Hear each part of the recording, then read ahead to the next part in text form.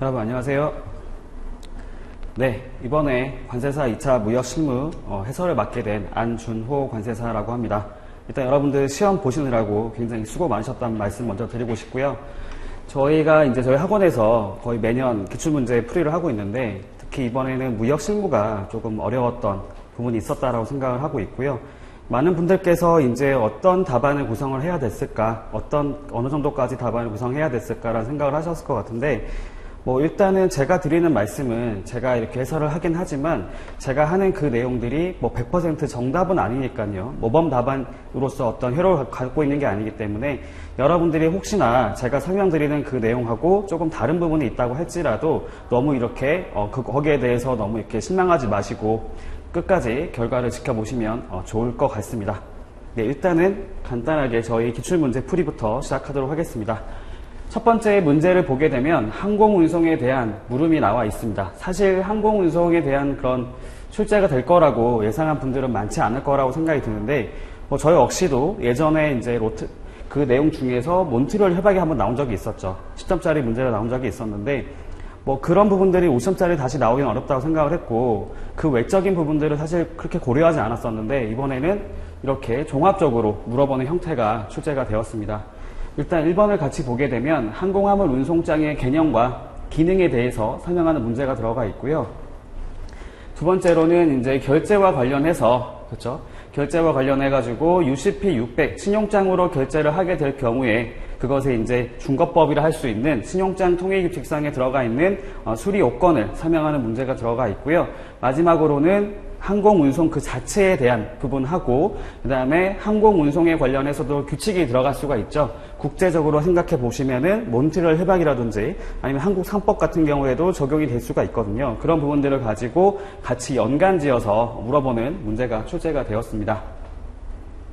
일단은 첫 번째랑 두 번째 내용 같은 경우에는 많은 분들, 특히 여러분들이 준비를 많이 하셨을 거라고 생각이 들고 있기 때문에 제가 특별하게 말씀을 드리지 않아도 될 것 같다고 생각이 들고요.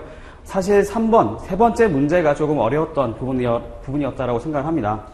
여기 보시면 운임요율이라고 하는 것들도 사실 많은 수험생 분들이 다 챙겨보지 않는, 오히려 해상을 좀 더 지켜보도록 하고 나머지 항공 같은 경우는 사실 크게 이렇게 준비를 하지 않는 분들이 많은데 그 부분에서 출제가 되었고요. 두 번째로는 항공화물 사고의 유형이라고 하는 부분도 사실은 이거는 화물 운송론에 들어가 있는 그런 부분을 가지고 출제를 한 건데 물류관리사라고 하는 시험을 준비하셨던 분들은 보신 적이 있었겠지만 사실 저희 관세사 시험에서는 이런 형태의 문제가 출제된 적이 없었거든요. 그래서 조금 생소한 부분이 나왔다라고 생각이 들 것 같고요. 마지막 세 번째로는 저희가 많이 봤었던, 많이 준비했었던 몬트리올 협약하고 그 다음에 바르샤바 협약상에서 들어가 있는 그런 청구 기한을 의미한다라고 생각하시면 될 것 같습니다. 제가 첫 번째로는 서 부분을 썼는데 서랑 나중에 결을 썼어요. 결을 쓴 이유가 뭐냐면 결은 뒤에 빠져있네요. 어쨌든 결도 써야 되는데 서 같은 경우에 아까 보셔서 아시겠지만 여기 보면은 10점, 15점, 25점을 더하면은 50점이 된단 말이죠. 그래서 사실상 서랑 결 부분에 점수가 배점되어 있지 않을 거다라고 생각할 수도 있지만 어쨌든 간에 저희 시험 자체가 5점짜리 문제는 서론과 본론과 결론의 형태로 구성을 하는 것이 좋기 때문에 거의 대부분의 논문이라든지 일정한 글들은 다 그런 구성을 가지고 있죠. 여러분들이 점수가 꼭 된다라는 생각을 가지고 쓰는 게 아니라 기본적으로 어떤 서론과 결론을 같이 설명하는 것이 좋겠다라고 생각하시면 좋을 것 같습니다. 서 부분 같은 경우에는 아까 저희가 봤던 부분 중에서는 사실 항공 운송에 대한 개요가 들어갈 수도 있겠지만 개요가 들어갈 수 있겠죠. 항공 운송에 대한 특징 이런 것들을 설명할 수도 있겠지만 이런 것들보다는 사실 저희가 앞에 문제를 생각해 보시면 항공 운송에서의 그 운송 서류와 그 다음에 결제와 그렇죠. 결제 부분과 그 다음에 운송 규칙이라고 하는 부분들을 같이 종합적으로 물어보고는 있는 문제가 나왔기 때문에 여러분들이 서론 부분에서도 이렇게 무역계약의 어떤 이행을 하는 과정에서는 이런 내용들이 연관될 수가 있으며 그런 것들이 유기적으로 같이 연결이 돼서 항공 운송을 하게 된 이후에 그에 따른 증거 서류로서 운송 서류가 발행이 되고요. 그걸 가지고 신용장을 이용할 때는 그 결제의 어떤 수단으로 사용될 수도 있다는 것이죠. 그렇기 때문에 이렇게 같이 연결지어서 간단하게 설명하시면 더 좋을 것 같습니다. 사실 점수가 없을 거라 생각이 들기 때문에 크게 신경 쓸 필요는 없다고 생각이 들고요. 두 번째 내용을 보시면 항공화물 운송장의 개념과 기능을 설명하는 문제가 들어가 있습니다. 항공화물 운송장의 개념과 기능 같은 경우에는 많은 분들이 준비를 많이 하셨을 거기 때문에 제가 특별하게 말씀을 드리지 않을게요. 개념 같은 경우는 사실은 기본적으로는 운송 서류죠. 운송 계약의 어떤 증거 서류가 될 수가 있겠고요. 화물을 적절하게 수치를 했다라고 하는 그런 증거가 될 수 있겠습니다. 그리고 조금 특이한 점이 있다고 한다면 그 항공화 운송 같은 경우에는 기명식으로 발행이 되고 수치식으로 발행이 되고 그 다음에 원본이 여러 용도에 따라서 다르게 발행이 되잖아요. 저희가 선화증권 같은 경우에는 보통 3통이 발행이 되는데 원본 전통을 제시할 수 있는 반면에 여기 나와 있는 에어웨이빌 같은 경우에는 그 다 용도에 따라서 그렇죠. 첫 번째, 두 번째, 세 번째 용도에 따라서 이렇게 각각 다르게 발급될 수가 있기 때문에 전통을 제시하는 것은 어려운 부분들이 있죠. 그런 부분들을 간단하게 설명을 하시고 기능 같은 경우에도 여기 들어가 있는 것처럼 이런 내용들을 가지고 설명하시면 될 것 같습니다. 두 번째, 항공운송 서류의 수리 요건 들어가 있죠. 여기 앞에 보시면 주의할 게 뭐냐면 23조에 나와 있는 그런 요건들을 설명하라고 들어가 있습니다. 제가 이거를 왜 말씀을 드리냐면요. 운송 서류 같은 경우에는 26조랑 27조에도 관련된 규정이 있죠. 운송 서류의 공통적인 수리 요건이라고 나와 있는데 이런 부분들까지는 굳이 설명할 필요가 없다는 겁니다. 왜냐하면 문제에서 직접적으로 23조를 쓰라고 나와 있기 때문에 여러분들은 26조랑 27조는 굳이 쓰지 않더라도 점수를 충분히 얻을 수 있다라고 생각하시면 될 것 같고요. 여기 보시는 것처럼 각각에 대한 내용들을 충실하게 그렇죠? 규정에 나와 있는 내용대로 충실하게 설명을 하시면 될 것 같은데 간단하게 그냥 규정만 쓰고 넘어가는 것보다는 그 내용에 대해서 좀 부가적인 설명을 같이 덧붙이시면 좋을 것 같아요. 예를 들면은 이거 같은 경우에는 수치식으로 반영이 되기 때문에 수치가 되었다라는 증빙이 있으면 된다고 나와 있잖아요. 운송을 위해서 물품이 운송을 위해서 수치되었음이 나타나야 한다. 그런 표현이 나와 있는 것도 있고요. 그 다음에 원본이 제시되는 것도 마찬가지인 게 뭐냐면 송화인용의 원본이 제시가 되어야 한다라는 설명이 들어가잖아요. 그것에 대해서 왜 그렇게 되어야 하는지 간단하게 특징을 바탕으로 해가지고 내용들을 풀어 쓰시면 좋을 것 같습니다. 그 다음에 하나 더 있겠죠. 밑에 보시면 환적 같은 경우에도 수리 요건들을 그렇죠? 여러분들이 충실하게 설명하시면 될 것 같습니다. 예를 들면은 해상 운송 같은 경우에는 이것과 다르게 컨테이너, 트레일러, 레시바디선이라고 하는 것에 의해서 선적되었음이 그래야지만 환적을 금지하더라도 환적된 것을 수리할 수가 있는 것이죠. 하지만 여기 나와 있는 에어웨이빌 같은 경우에는 그런 요건이 없다고 할지라도 하나의 운송 서류가 전 운송이 하나의 운송 서류에 의해서 포괄된다는 것이 증명된다면 그 자체로도 수리 가능하다라고 나와 있기 때문에 그런 부분들도 간단하게 왜 그렇게 될 수가 있는지를 설명하시면 더 좋을 것 같습니다. 넘어가고요. 자, 이게 사실상 조금 핵심이었겠죠. 여러분들 세 번째 목차라고 할 수 있는 항공화물 운임 요일의 종류 등이라고 해가지고 25점이 배점이 되어 있습니다. 상당히 큰 점수가 배점이 되어 있고요. 사실 많은 분들이 여기 나와 있는 내용을 잘 설명하지 못했을 거라고 생각이 듭니다.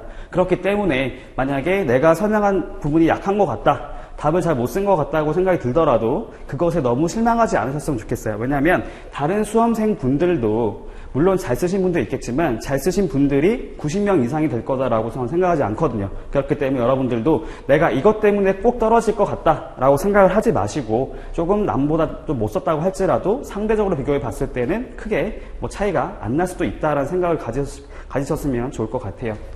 보겠습니다. 항공화물 운임 요일의 종류를 보게 되면 자, 크게 세 가지로 구분해 볼 수 있습니다. 운임 요일 적용 운임이라는 거 하고요. 종가 운임이라는 거 하고 부대 요금, 부대 운임이라고 하는 이 부분으로 정리해 볼 수 있을 것 같아요. 운임 요일 적용 운임이라고 하는 것은 종가랑 다르게 종량 운임이다 라고 말을 할 수도 있습니다. 왜냐하면 이거는 중량을 바탕으로 해서 그 내용들을 설명하기 때문이죠. 여기 보시면은 이제 운임 요일 적용 운임 같은 경우에는 일반 화물 요일이라고 하는 GCR이라는 거 하고요. 그 다음에 특정 품목 요일이라는 거 하고 품목 분류 요일, 그 다음에 단위 탑재 운임이라고 하는 걸로 구성이 되어 있습니다. 뭐 일반 화물 요율이라고 하는 것은 말 그대로 거의 모든 품목에 적용될 수 있는 가장 기본적인 운임이다라고 생각을 하시면 될 것 같고요. 그 중에서도 뭐 미니멈이라 할 수 있는 최저 운임이라는 게 있고, 그 다음에 이것이 넘어가게 되면은 기본적인 요율, 그 다음에 조금 더 중량이 많은 경우에는 그런 중량에 따라서 그 구성되는 그런 어떤 단위별로 봤을 때 뭐 좀 많은 물건을 실었을 때는 그 할인되는 부분이 있다고 보시면 될 것 같죠. 일반적으로는 25% 정도로 이렇게 구간별로 구성이 되어 있습니다. 조금 더 저렴한 요율로 하게 된다는 거고요. 그 다음에 특정 품목 요율이라고 하는 것은 이게 뭐냐면 사실상 물품에 대해서 하는 걸로 생각해 볼 수가 있는데, 그거는 세 번째 거죠. 품목 분류 요율이라고 하는 것은 아까 말씀드린 것처럼 그 물품의 특성에 따라서 좀 위험한 물품인 것 같으면은 조금 더 많은 비용을 받을 수가 있는 거예요. 예를 들면은 뭐 시체 같은 것들을 운반을 한다거나 아니면은 살아있는 동물 같은 경우에도 사실 상당히 예민할 수가 있잖아요. 빨리 죽을 수가 있기 때문에 그런 것들을 신경 쓰기 위해서는 더 많은 요율을 부과할 수가 있는 겁니다.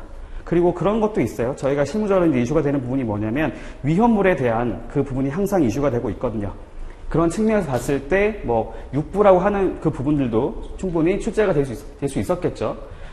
그래서 지금 특정 품목 요율이라고 하는 것은 특정 구간에 따라서, 그런 구간에 따라서 조금 더 비싼 요율을 부과할 수도 있다는 거고요. 두 번째로, 세 번째 보시면 품목 분리 요율 같은 경우에는 그 물품에 따라서, 물품의 특성에 따라서 조금 저렴한 비용을 할 수도 있지만 뭐 많은 비용을 요구할 수도 있다는 거고, 단위 탑재 운임이라고 하는 것은 일반적으로 항공기 같은 경우에는 뭐 팔레트라고 하는 그런 형태가 되거나 아니면 컨테이너 방식을 통해서 이렇게 운송을 하게 되는데, 그런 것들을 단위 하나랑 봐가지고 그것에 대해서 운임을 부과하는 그런 방식도 들어갈 수 있다는 거죠. 단위 탑재 운임이라고 하는 것도 있습니다.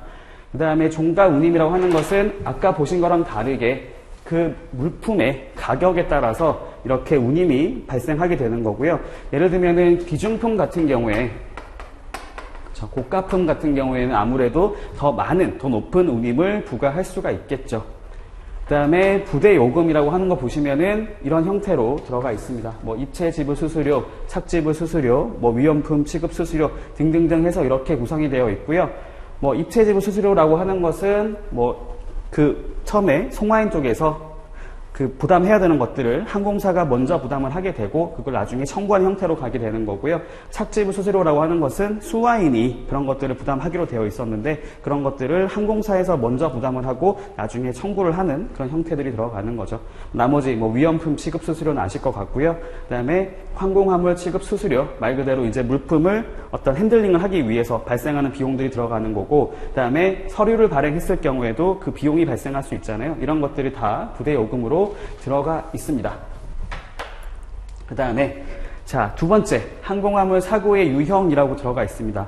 제 생각에는 이거를 제대로 쓰신 분이 거의 없을 거라고 생각이 들어요. 왜냐하면 이거는 화물 운송론에 들어가 있는 그 부분이긴 한데, 아까도 말씀드린 것처럼 저희가 물류관리사라고 하는 그런 시험을 준비하신 분이 아니라고 한다면 이런 부분들까지 자세하게 볼 일은 별로 없거든요. 저희가 뭐 실제로 그 실무를 하는 입장에 보게 되면은 이런 것들을 종종 접하기는 하지만 여러분들 입장에서는 이론적인 측면을 가지고 접근을 하다 보니까 아무래도 여기까지는 자세하게 구성하는 것은 좀 어렵지 않았나라고 생각을 합니다. 그래서 아마도 여기까지 잘 쓰신 분들은 거의 없지 않을까라고 생각을 해요. 보겠습니다. 자, 사고의 유형을 나눠보면은 첫 번째, 화물 손상이라고 하는 데미지 형태로 분류할 수 있겠고요. 두 번째로는 지연, 연착이 되는 그런 딜레이라고 하는 그런 부분이 발생될 수가 있고, 세 번째로는 물건을 아예 잃어버리는 것이죠. 어디 있는지 모르는 형태가 되는 겁니다. 예를 들면은 그 환적을 하는 과정에서, 비행기를 바꾸는 과정에서 물건이 어디 있는지 모르는 형태가 될 수 있는 게 일반적인 경우라 보시면 되고요. 그다음 네 번째, 인도 불능이라고 하는 것은 무엇을 말하냐면은 보통 그런 경우들이 있어요. 그러니까 수화인의 정보들을 기재를 해서 선적을 해서 물건을 보내는데 그 수화인의 정보가 적절하지 않은 경우가 발생할 수 있습니다. 예를 들면은 그 수화인이 폐업을 하는 경우도 발생할 수가 있겠고요. 아니면은 그 수화인의 그 착지 정보를 정확히 알지 못해서 그 운송사에서 물건이 간다고 통보를 하는데 연락이 안 되는 것이죠. 그러면은 그 물건이 계속 창고에 있다가 일정 기간이 경과되고 나면은 다시 반송이 됩니다. 돌려보낸다는 거죠.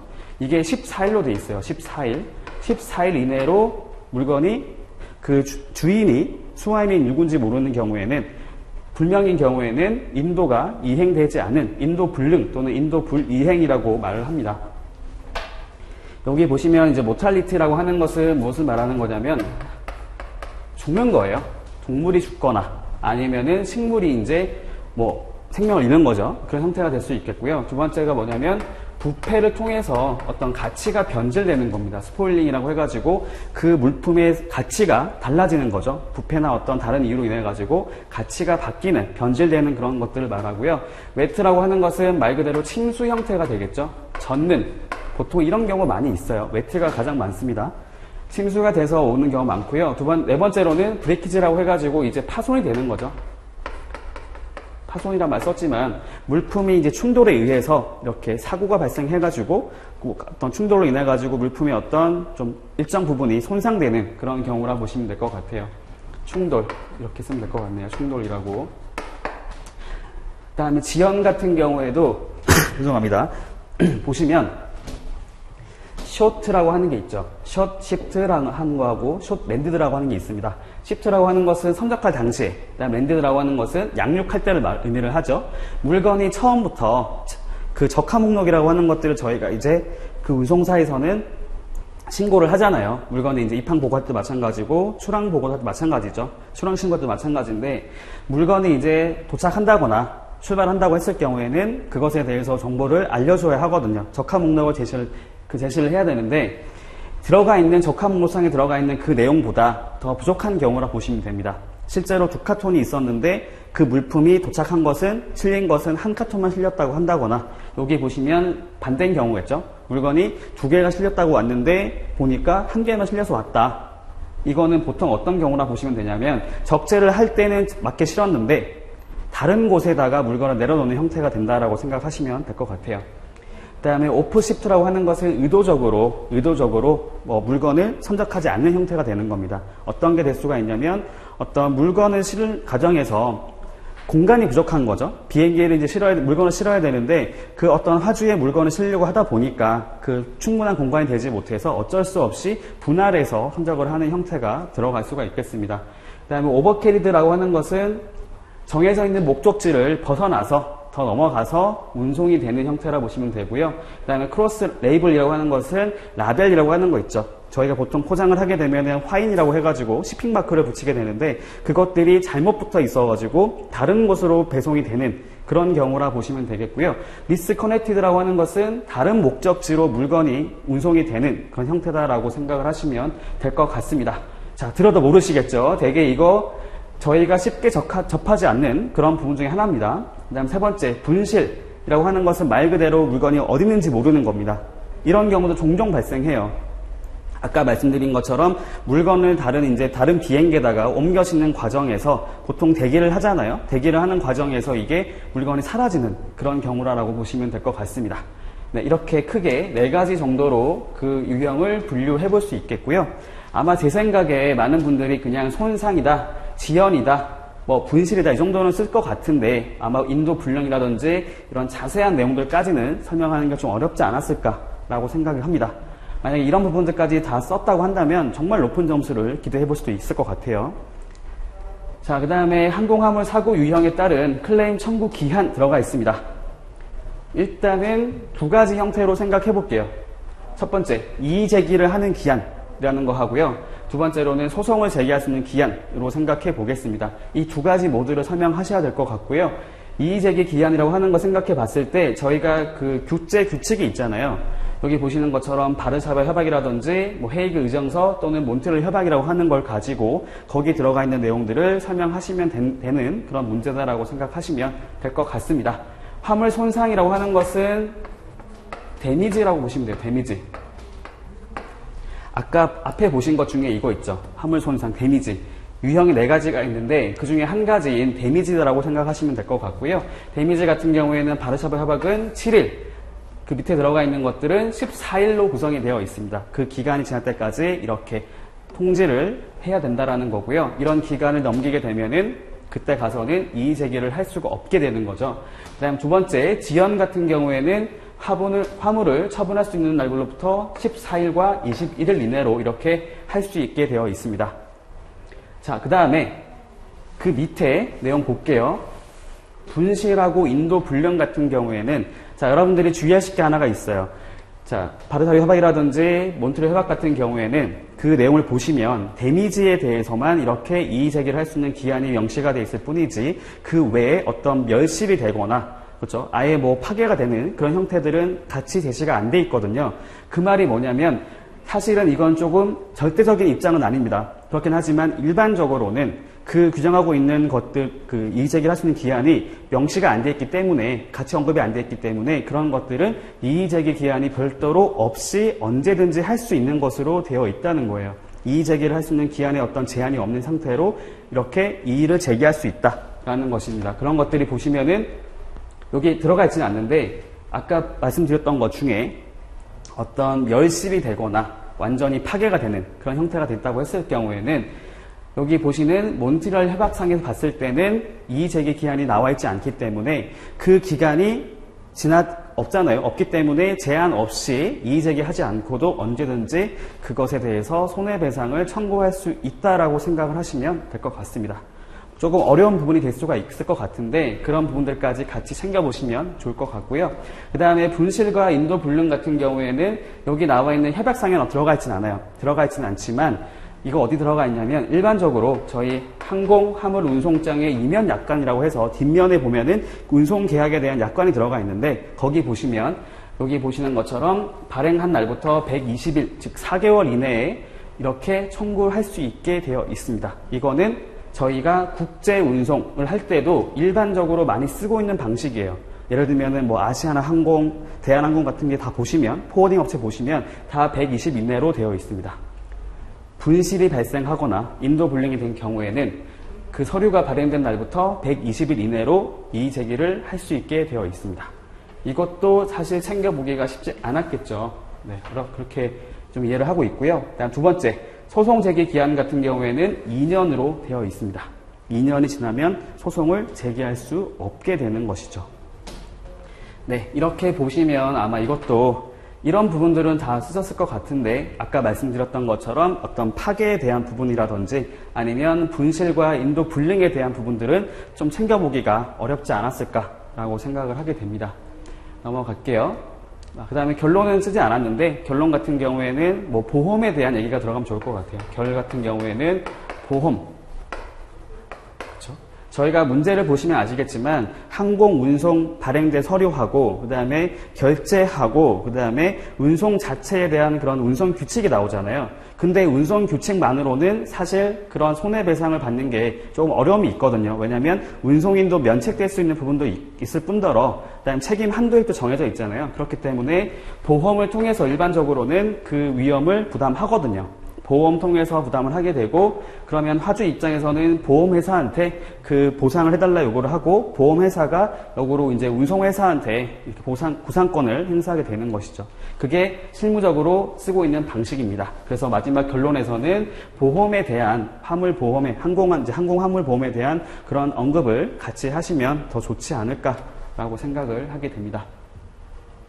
좀 어려웠던 문제였던 것 같아요. 사실 문제 자체가 상당히 심오한 부분이다 라고 말하기는 어렵지만 조금 생소한 부분이 나오지 않았나 라고 생각을 합니다. 그래서 좀 아쉽게 생각을 하고요. 넘어가겠습니다. 두 번째, 문제 2번 수출입 기업의 환리스크 관리를 위한 대내적 그다음에 대외적 기법에 대해서 설명하는 문제가 들어가 있습니다. 헬이죠, 헬. 그쵸?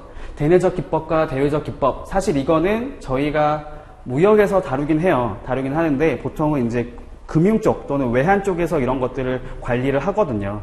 그래도 이런 것들은 사실 저희가 관세사 입장에서는 이런 부분들까지 저희가 나서가지고 이렇게 컨설팅을 하지 않거든요. 보통은 금융회사들에서 하기 때문에, 금융기관에서 하기 때문에 아무래도 이런 부분들은 좀 예상하기가 쉽지 않았을 거다라고 생각이 듭니다. 하지만 어쩔 수 없죠. 나왔기 때문에. 한번 보게 되면 대내적 기법이라고 하는 것은 회사 내부적으로 수출입 기업의 어떤 내부적인 방식을 통해서 이렇게 그 관리를 하는 방식이고요. 대외적이라고 하는 것은 제3의 기관이죠. 예를 들면 아까 말씀드렸던 것처럼 뭐 증권회사라든지 그런 회사를 통해서 이렇게 관리를 하는 그런 방식이다라고 생각을 하시면 될 것 같고요. 거기 종류를 보게 되면 종류는 이제 이 정도가 들어가 있습니다. 이거 다 쓰신 분들은 거의 없었겠죠. 그거는 괴물인 것 같고요. 제가 봤을 때. 일단은 설명을 잠깐 드려보면 상계라고 하는 것은 아시잖아요. 그렇죠? 저희가 매 건마다 대금을 결제하는 게 아니라 일정한 주기에 따라서 그 차액만큼을 결제를 하게 되면 아무래도 그 환 리스크에 노출되는 그런 위험도가 떨어질 수밖에 없게 되는 거죠. 그런 부분들을 생각하시면 되고요. 그 다음에 매칭이라고 하는 것은 무엇을 말하냐면 수출 대금 지급과 그 다음에 수입 대금 수치라고 할까요? 수출 대금 수치, 수령이라는 거 하고 수입 대금의 지급이라는 거 하고 그 시기를 맞추는 거예요. 예를 들면은 뭐 수입 같은 경우에는 추심 방식 같은 경우에 DA가 있잖아요. 기한부 방식 중에 그러니까 DA가 있는데 그거하고 이제 매입이라는 것을 가지고 서로 맞추다 보면 그 매입을 통해서 돈을 받을 수 있는 수령하게 되는 그 시점과 실제로 이제 대금이 결제되는 시점을 맞추게 되면 아무래도 그 리스크가 좀 당연히 줄어들 수밖에 없겠죠. 그런 부분들을 이제 관리한다는 거고요. 리딩과 레깅이라고 하는 게 뭐냐면 땡기고 미룬다는 겁니다. 미루고 땡긴다는 거죠. 뭐냐면은 앞으로 그 환율이 좀 원화 환율이 우리나라 수출이라고 생각해 봤을 때 원화 환율이 좀 올라갈 것 같으면 상승될 것 같으면 그 선적 시기 자체를 뒤로 미루는 거예요. 뒤로 미뤘다가 나중에 하는 거고요. 만약에 그 가치가 떨어질 것 같으면 오히려 땡기는 거죠. 땡겨가지고 빨리 선적을 맞춰가지고 대금 결제를 받는 형태로 보시면 될 것 같습니다. 자산 부채 관리라고 하는 것은 말 그대로 자산과 부채의 어떤 그 구성하고 있는 그런 부분들을 관리를 해가지고 맞춘다는 거고요. 예를 들면은 뭐 이럴 수가 있겠죠. 자산이라고 하는 것들 뭐 환율이 좀 상승될 것 같으면 자산을 더 가지고 있는다거나 그렇죠? 아니면 이제 환율이 더 줄어들 것 같으면 부채를 빨리 팔아버리는 그렇죠? 그런 형태가 될 수가 있겠죠. 자산과 부채를 관리하는 형태가 될 수 있겠고요. 그다음에 가격 정책이라고 하는 것은 그겁니다. 매도인 입장에서는 자신이 부담해야 되는 그런 환율 변동의 위험을 물품 가격에 포함시켜가지고 그냥 팔아버린다는 거예요. 그러면 전가시킬 수가 있잖아요. 그런 것들이 들어갈 수가 있는 거고, 여섯 번째 포트폴리오라고 하는 결제 통화 조정이 뭐냐면은 강세 통화 단위가 있을 수가 있고 약세 통화 단위가 있을 수가 있는데 그런 것들의 조정을 통해서 그 위험도를 줄인다는 겁니다. 그런 부분들이 발생하게 될 것 같고요. 두 번째, 대외적 기법 같은 경우에는 보시면 이거 다 그거잖아요. 증권회사가 이제 가지고 있는 상품이죠. 보시면 선물환 거래라고 하는 것은 무엇을 말하냐면 특정한 계약을 할 때부터 환율을 고정시켜 놓고 하는 겁니다. 그 당시에 적용되는 환율로 하는 게 아니고요. 그 매도인과 매수인이 서로 이제 합의를 해서 특정 환율을 결정 지어 놓고 나중에 우리가 대금 결제를 하더라도 여기 나와 있는 환율을 가지고 대금 결제를 하자라고 하는 형태가 된다고 보시면 될 것 같고요. 통화 선물이라고 하는 것은 일정한 날짜가 됐을 때 그때 가서 그 해당하는 그런 결제 통화로 이렇게 한다는 거고, 스왑이라고 하는 것은 이제 교환을 한다는 거예요. 서로 이제 나중에 서로 그 통화 단위를 서로 교환을 통해 가지고 그 환 리스크를 줄인다는 거고, 옵션이라고 하는 것은 선택권을 준다는 거죠. 나중에 일정 기간이 지났을 때 그 날짜가 됐을 때 이거 내가 환율을 더 이득을 보기 위해서 팔아버릴 수도 있는 거고, 아니면 손해를 더 덜 보기 위해서 그걸 뭐 다른 방식을 통해서 하는 형태가 될 수가 있다는 겁니다. 그거를 살지 팔지를 결정할 수가 있는 그런 선택권이 부여된다는 거고요. 다음 5번에 보시면 단기적으로 외화를 차입하거나 아니면 자산을 취득하는 형태로 그런 것들을 조정할 수가 있다는 거고, 일단 여섯 번째 보시면 이제 할인이라는 거 있잖아요. 저희가 뭐 신용장 방식, 추심 방식 마찬가지인 게 할인을 통해서 대금을 미리 수취를 하게 되면 그 당시에 환율에 따라서 결정이 될 거잖아요. 그런 형태로 할 수가 있다는 거고, 팩토링 방식 아시고요. 환변동보험도 알고 계시죠? 환변동보험이라고 하는 것은 저희 같은 경우에는 이제 한국무역보험공사에서 그 계약된 환율에 따라서 만약에 이득을 보는 경우에는 다시 반납을 하고 손해를 보는 경우에는 그만큼을 보상받는 그런 보험을 의미를 하죠. 네, 이런 형태로 구성이 되어 있습니다. 여기 제가 뭐 쓰긴 했는데 사실 이거 말고도 더 있어요. 다른 부분도 들어갈 수가 있겠고요.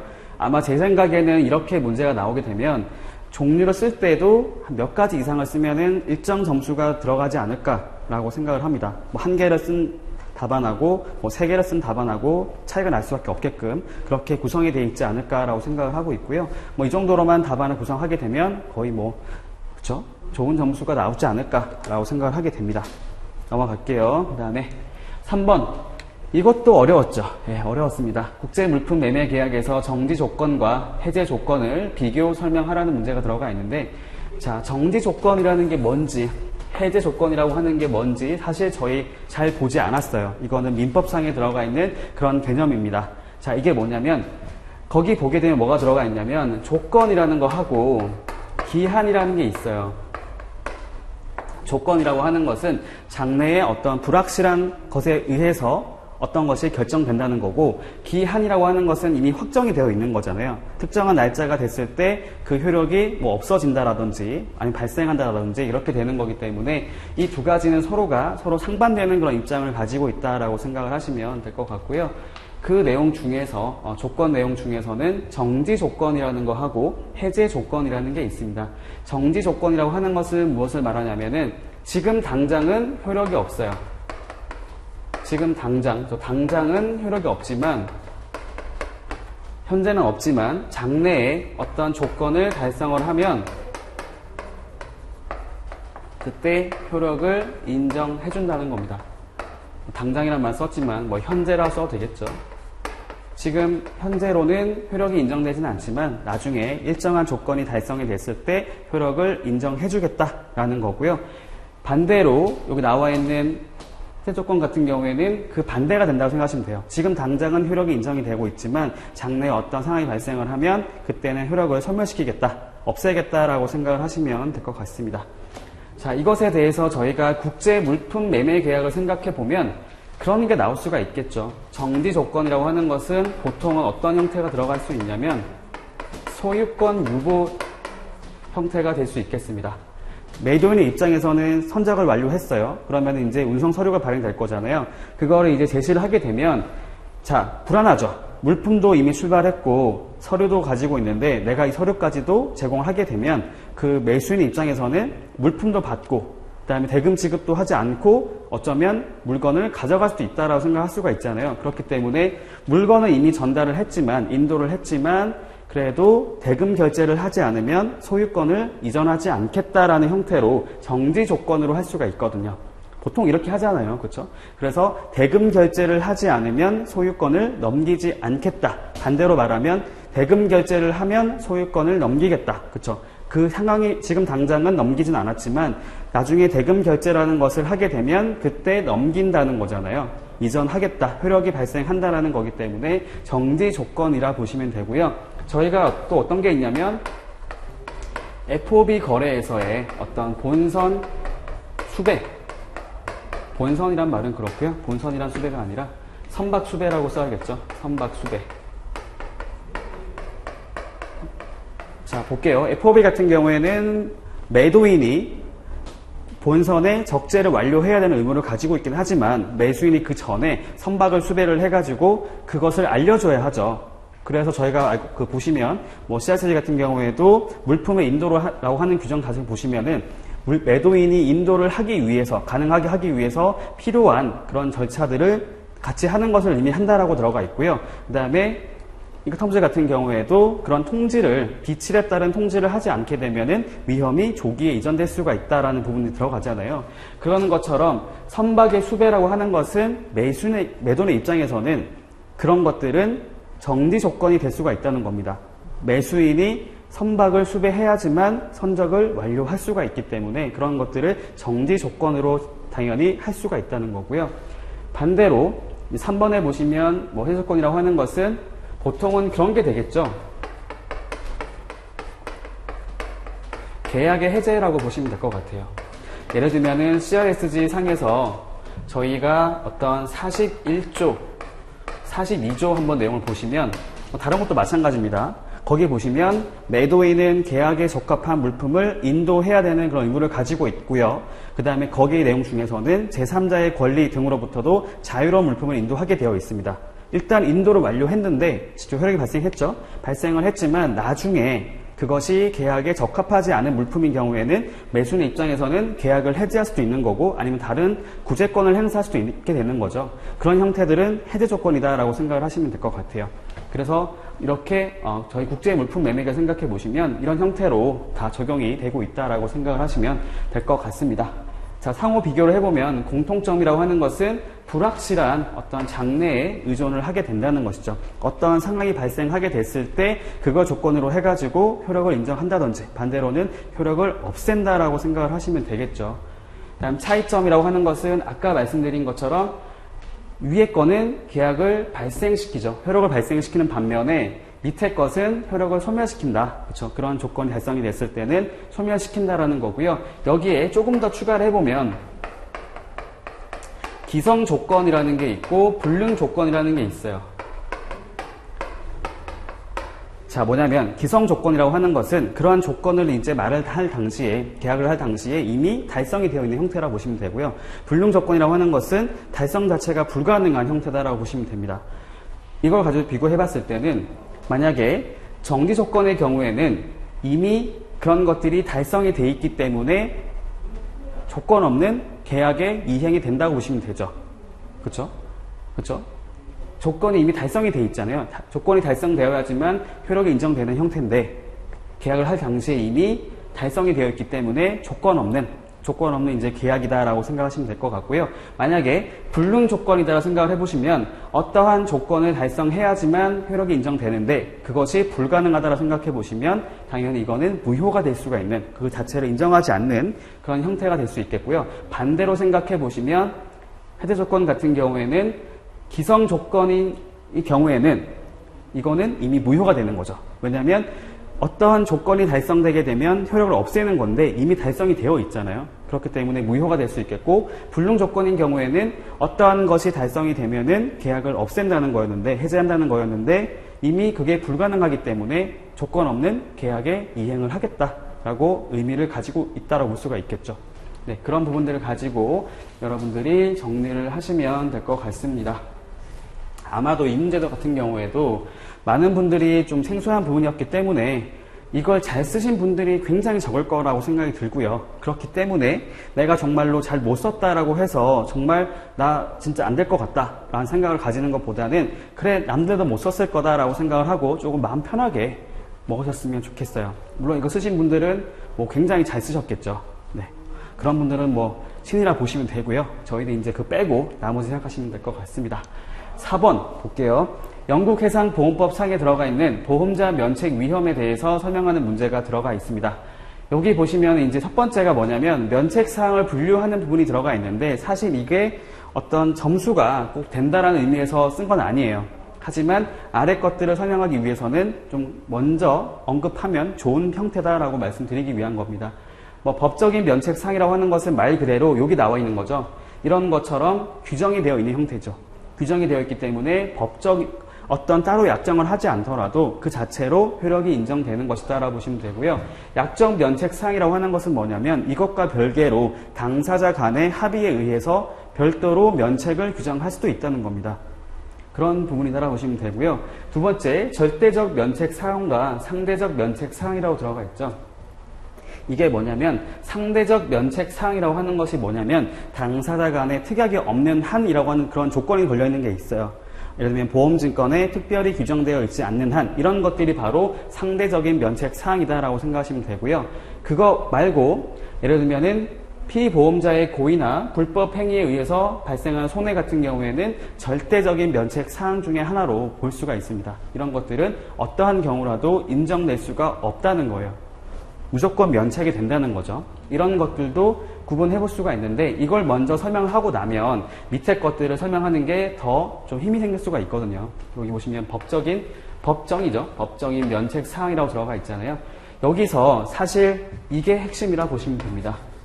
일반 면책 위험 MIA 제55조에 들어가 있는 이 내용들을 비교적 자세히 썼다라고 한다면 점수 잘 나올 수 있을 것 같고요. 근데 이거 말고도 기타 면책 위험도 있어요. 담보 위반, 항해 변경, 1호, 항해 지연 같은 경우에는 이런 상황이 발생을 하게 되면 보험자는 면책이 가능하게 되어 있습니다. 면책되도록 되어 있기 때문에 이 부분들까지 같이 챙겨서 쓸 수 있다면 더 높은 점수를 기대할 수 있을 것 같고요. 만약에 이거를 놓쳤는데 이걸 썼다 그러면은 조금 점수가 높지는 않을 것 같아요. 왜냐하면 이게 핵심이었거든요. 일반 면책 위험 자체가 핵심이었는데 이거 말고도 이것도 가능하다라는 형태로 설명하는 게 더 높은 점수가 나올 거라고 생각이 듭니다. 넘어가도록 하고요. 그 다음에 문제 5번. 대외무역법령상에 나와 있는 수출과 관세법상에 나와 있는 수출의 개념과 차이점을 설명하는 문제가 들어가 있습니다. 저는 사실 제가 모의사를 보거나 아니면 제가 대외무역법 책을 냈을 때도 수입에 대한 문제가 나오지 않을까라고 생각을 했어요. 왜냐하면 수출보다는 수입이 더 이슈가 많거든요. 아무래도. 근데 아마 제 생각이 드는 게 뭐냐면 출제위원분들이 실제로 모의사 시험 출제하기 전에 아마 모의사 있는 것들을 좀 이렇게 봐서 유사한 형태의 문제들은 좀 제외하지 않았을까라고 생각을 하게 됩니다. 물론 안 그럴 수도 있겠지만 사실 수출보다는 수입이 더 쓸 내용이 많거든요. 그래서 말씀드리는 겁니다. 일단은 수출의 개념을 놓고 봤을 때 물품, 용역, 그 다음에 전자적 형태의 무채물을 가지고 구분하셔가지고 그 내용들을 설명하시면 되겠죠. 주의하실 게 뭐냐면 여기서는 국내에서 생산된 물품이죠. 국내품이죠. 국내품. 국내에서 생산된 물품을 외국인한테 판매하는 것이고요. 이거는 계약의 형태 불문하죠. 계약 형태를 불문합니다. 유상, 무상 거래에 관계가 없어요. 그냥 물품만 이동을 하면 되고요. 이거는 유상인 경우만 인정이 됩니다. 그렇죠. 외국에서 외국으로 이동하는 것들은 유상 거래인 것들만 이렇게 수출로 인정을 하고 있습니다. 그 다음에 이 두 가지는 외국한 거래법상에 들어가 있는 거주자가 비거주자에게 이렇게 제공하는 형태, 인도하는 형태라고 보시면 되겠죠. 관세법상에 나와 있는 수출 같은 경우에는 뭐 잘 아시죠? 내국 물품을 외국으로 반출하는 것입니다. 차이점 볼게요. 첫 번째, 대상이 다릅니다. 관세법 같은 경우에는 유체물만을 의미를 하죠. 유체물만을 의미를 하는데 그 중에서도 수출 개념을 놓고 보시면 내국 물품만을 의미를 해요. 내국 물품을 가지고 대상으로 삼고 있습니다. 하지만 여기 보시면 대외무역법 같은 경우에는 물품뿐만이 아니라 용역과 어떤 전형 형태의 물품물까지도 대상이 들어가 있을 뿐더러 그 물품이라고 하는 것들도 내국 물품을 꼭 의미하는 건 아니죠. 그렇죠? 물품에 대한 제한이 없습니다. 물론 외국한 거래법을 정하고 있는 지급 수단을 제외한다고 나와 있지만 그것 빼고는 내국 물품, 외국 물품에 대한 구분이 없어요. 그래서 그 부분들까지 같이 설명하시면 되겠고요. 두 번째로는 보세 판매장이라고 하는 개념 놓고 보시면 관세법 상에서는 보세 구역이라고 하는 것은 우리나라에 있는 것은 맞지만 우리나라로 간주하지 않잖아요. 과세를 하지 않는 구역이잖아요. 하지만 그렇기 때문에 외국으로 보는 거죠. 그래서 이거는 수출로 간주하지 않는 반면에 이거는 그거죠. 거의 뭐 반송의 형태라 보시면 되죠. 하지만 대외무역 같은 경우에는 수출로 인정을 하고 있습니다. 그다음 마지막 외국에서 외국으로 인도하는 형태도 대외무역법에서만 인정을 해주고 있는 것이죠. 네, 그 정도로 정리를 하시면 될 것 같습니다. 마지막 문제 볼게요. 외국한 거래 법령상 외국한 업무 취급 기관 등의 건전성 규제 기준에 대해서 설명하는 문제가 들어가 있습니다. 여러분들이 실수하시면 안 되는 게 외국한 거래법 11조 제2항입니다. 외환 건전성 부담금이 아니죠. 외환 건전성 부담금은 아닙니다. 이거는 법 제11조의 2잖아요. 그렇죠? 이거랑 이거는 좀 다른 부분이고요. 여기 11조 내용을 보시면 1항에서는 업무의 감독이 가능하다라고 한 부분이 나와 있고 2항에 보시면은 건전성을 규제하기 위해서 어떤 것들을 할 수 있다라는 부분이 들어가 있고 자세한 내용들은 시행령 제21조에 이렇게 10가지 형태로 구성이 되어 있습니다. 이게 다 포인트죠. 이거 다 쓰기만 하면은 점수 잘 나올 수 있습니다. 이거 다 쓰셔야 되죠. 힌트를 주게 되면 외울 때 이 세 가지는 저희가 보시면은 외국한 업무를 할 수 있는 그런 기관들이잖아요. 외국한 중개 업무, 환전 업무, 소액 해외 송금 업무. 그다음에 이걸 다시 포괄하는 외국한 업무. 그렇죠? 이런 형태로 해서 정리를 하시면 될 것 같고요. 사실 이런 것들이 저희가 실제로 뭐 그동안에 준비를 많이 하셨는지 모르겠는데 그렇게까지 정말로 뭐라고 할까요? 꼭 예상이 많이 됐던 그런 부분이 아니었기 때문에 제 생각에는 잘 쓰신 분도 많을 것 같긴 하지만 그래도 아마 이게 나왔으면 더 잘 썼겠죠. 하지만 이거만큼은 그래도 조금 아쉽다라는 생각을 하게 됩니다. 물론 저희가 실무상 보게 돼도 외환 건전성의 규제에 대한 부분들이 점점 완화되고 있어요. 이제는 오히려 한때 강화시켰다가 이제는 완화시키는 추세로 가고 있는데 그런 부분들을 잘 출제한 게 아닌가라고 생각을 하게 됩니다. 이런 것들은 보시면 아시겠지만 다 법이랑 시행령에서 문제가 나왔기 때문에 여러분들이 규정에 대한 부분들을 공부하지 않았다고 할지라도 충분히 점수를 얻을 수가 있었던 그런 문제다라고 생각하시면 될 것 같고요. 만약에 내년에 준비를 하시는 분이 있다고 한다면 저희가 최근에 나왔던 기출문제를 보시면 아시겠지만 외국환 거래법 같은 경우에도 외국환 어떤 거래 규정 보다는 외국환 거래법이랑 외국환 거래법 시행령에서 출제가 많이 되고 있거든요. 그런 부분들을 충분히 감안해서 앞으로 준비를 하시면 더 좋지 않을까라고 생각을 하게 됩니다. 네, 이렇게 해서 저희 해설 강의를 마치도록 할 건데 사실 이것만 놓고 보면 좀 뭐라고 할까요? 조금 부족하죠. 그렇기 때문에 제가 별도로 이거랑 별개로 제가 모범 답안의 형태로 그 답안을 구성해가지고 여러분들한테 이렇게 무료로 배포해 드리려고 합니다. 거기에 나와 있는 내용들이 꼭 정답은 아니지만 여러분들이 뭐 내가 어떻게 썼다라는 것들을 참고할 수 있도록 좀 자세하게 내용을 구성하려고 하니까요. 그런 부분들을 가지고 좀 뭐라고 할까요? 내가 정말 어느 정도로 답안을 썼구나라는 것들만 짐작할 수 있을 정도로 보시면 좋을 것 같고요. 자, 마지막으로 저희 이제 시험 끝났습니다. 물론 다 이해합니다. 저도 마찬가지였고요. 저도 시험 보고 나서 거의 3개월 동안을 되게 불안했었거든요. 불안했었고 혹시나 하는 마음에 좀 불안감이 있었긴 했지만 여러분들이 사실 그런 거에 너무 얽매여 가지고 앞으로 이제 내가 정말로 합격할 수도 있고 떨어질 수도 있지만 그런 것들로 인해서 내가 어떤 걸 해야 되는데 하지 못하는 그런 상황이 발생하지 않으셨으면 좋겠어요. 일단 그동안 너무 고생 많으셨고요. 뭐 몸적으로, 뭐 정신적으로 많이 힘든 거 압니다. 그거 여러분들이 앞으로 뭐 며칠 동안 또는 뭐 몇 주 동안 충분히 보상받은 그런 시간이 됐으면 좋겠고요. 한 가지만 당부 드릴게요. 여러분들 합격을 하기 전에 뭐 공부를 하실 분들은 공부하시겠지만 합격을 이제 생각하고 계신 분들은 앞으로 남아있는 기간 동안에 내가 관세사로서의 어떤 업무를 해야 될지, 그 다음에 그런 것들을 하기 위해서는 어떤 부분들을 강점으로 삼아야 될지 그런 것들을 좀 충분하게 생각하시면 더 좋을 것 같아요. 제가 힌트를 드리는 거는 아마 제 생각에는 외국어를 좀 공부를 하시면 좀 더 좋지 않나라고 생각을 합니다. 어떻게 보면 저의 뭐 잠정적인 격려자가 될 수 있겠지만 여러분들 어쨌든 그 남은 시간 알차게 보내시고요. 나중에 합격했다라고 하는 그런 좀 좋은 소식이 들려오면은 더 좋을 것 같아요. 네, 이렇게 해서 저희 강평을 모두 마치도록 하겠습니다. 여러분들 시험 보시느라고 굉장히 수고 많으셨습니다. 감사합니다.